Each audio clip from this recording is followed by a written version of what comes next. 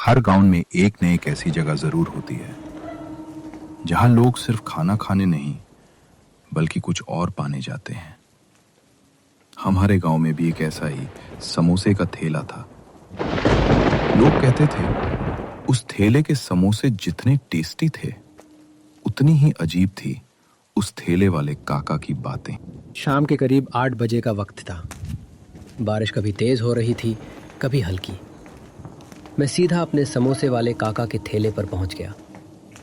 क्या काका, बहुत दिन बाद आया हूं, एक प्लेट गरम समोसे लगा दो। काका मुस्कुरा दिए। अरे बेटा, बहुत दिन बाद याद आई मेरी। क्या करूं काका, आपके समोसे का टेस्ट ही अलग है। उस दिन अजीब बात यह थी, पूरे ठेले पर सिर्फ 2 आदमी बैठे थे। दोनों चुपचाप समोसा खा रहे थे, ना आपस में बात, ना किसी की तरफ देख रहे थे। मैंने मजाक में कहा, काका आज कस्टमर ही नहीं है, लगता है बारिश ने बिजनेस खराब कर दिया। काका धीरे से बोले, हर कस्टमर बारिश में नहीं आता बेटा, जो आते हैं वो कभी खाली हाथ वापस नहीं जाते। मुझे उनकी बात थोड़ी अजीब लगी, लेकिन मैंने हंस कर बात टाल दी। समोसे ख़त्म करने के बाद मैंने बोला, काका आज एक मस्त हॉरर स्टोरी सुना दो ना। काका कुछ देर चुप रहे, फिर बोले, ठीक है, लेकिन कहानी खत्म होने के बाद सीधा घर चले जाना, बीच रास्ते में कभी पीछे मत देखना। ये बात लगभग कुछ दिनों पहले की है। मैं शहर से सामान लेकर वापस आ रहा था। रात काफी हो चुकी थी। बारिश इतनी तेज थी कि सामने कुछ दिख नहीं रहा था। घर पहुंचने के लिए मुझे नदी पार करनी थी, लेकिन घाट पर एक भी नाव नहीं थी। मैं लगभग आधा घंटा वेट करता रहा। तभी दूर से पुरानी लगते की नाव धीरे धीरे मेरी तरफ आती दिखी। उसमें सिर्फ एक ही आदमी था। उसने पूरा शरीर काली चादर से ढक रखा था। मैं बिना कुछ सोचे नाव में बैठ गया। नाव चल पड़ी। 5 मिनट तक हम दोनों में एक भी बात नहीं हुई। मैंने पूछा, भाई इतनी रात तक काम करते हो? कोई जवाब नहीं। फिर मैंने पूछा, तुम्हारा नाम क्या है? इस बार उसने धीरे से मेरी तरफ देखा।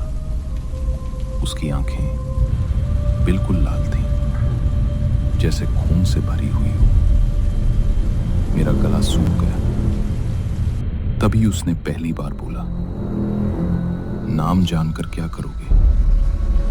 जहां ले जा रहा हूं वहां नाम की जरूरत नहीं पड़ती। ये सुनते ही मेरी रीढ़ की हड्डी तक ठंडी पड़ गई। सांसें तेज हो गई। मैंने बिना एक सेकंड सोचे सीधा नदी में छलांग लगा दी। पानी का बहाव इतना तेज था कि मुझे कुछ समझ ही नहीं आ रहा था। मैं बस तैरता रहा और किसी तरह किनारे तक पहुंच गया। जब मैंने पीछे मुड़कर देखा, ना नाव थी ना वो आदमी, जैसे वहां कभी कोई था ही नहीं। काका इतना कहकर चुप हो गए। मैंने हंसते हुए कहा, क्या बात है काका, मस्त स्टोरी थी। काका बस हल्का सा मुस्कुरा दिए, फिर धीरे से बोले, अब याद रखना, सीधा घर जाना और रास्ते में पीछे मत देखना। मैं ठेले से निकल गया। बारिश और तेज हो चुकी थी। गांव की गलियां बिल्कुल सुनसान थी, सिर्फ मेरे कदमों की आवाज़ आ रही थी। तभी पीछे से किसी ने धीरे से आवाज़ लगाई, बेटा रुक जा। मैंने सोचा शायद काका होंगे, लेकिन मुझे उनकी बात याद आ गई, पीछे मत देखना। मैं चलने लगा, फिर आवाज़ और करीब आ गई, एक समोसा तो ले ले। मेरी धड़कन इतनी तेज़ हो गई कि सांस लेना मुश्किल हो गया। मैं भागने लगा।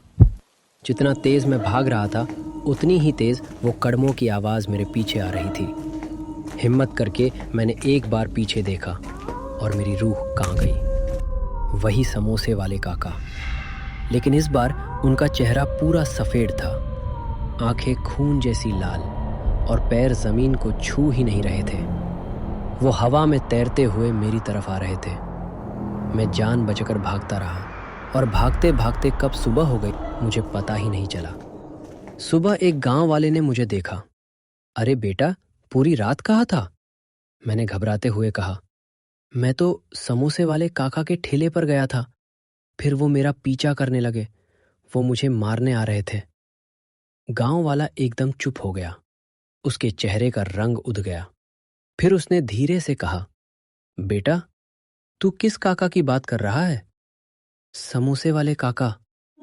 गांव वाले की आंखों में डर साफ दिख रहा था। उसने कांपते हुए कहा, बेटा, समोसे वाले काका तो 2 दिन पहले ही मर चुके हैं। ये सुनते ही मेरे हाथ से वो 10 रुपए का सिक्का गिर गया, जो काका ने मुझे बच्चा हुआ पैसा देकर दिया था। और उस सिक्के पर अभी भी बारिश की एक बूंद नहीं थी, बल्कि ताज़ा खून लगा हुआ था। कमेंट्स में बताओ, अगर तुम उस सिचुएशन में होते तो क्या करते?